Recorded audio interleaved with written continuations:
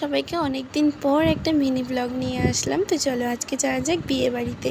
তো অনেক দিন পর একটা বিয়ে বাড়ির নেমন্তন্ন পেয়েছি, তো তাই জন্য বিয়ে বাড়িতে চলে এসেছি। আর দেখতেই পাচ্ছ সামনে এসে এটা কার সাথে দেখা হয়ে গেছে, এটা ছিল গোপাল ভাঁড়। আমাকে একটা চকলেট দিয়েছিল, আর এই যে আমি কেমন লাগছে অবশ্যই জানিও।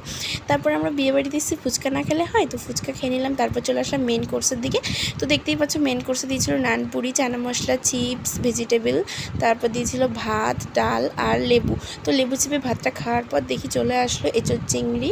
আর এঁচোড় চিংড়িতে দেখলাম চিংড়ি মাছগুলো বেশ ভালোই ছিল।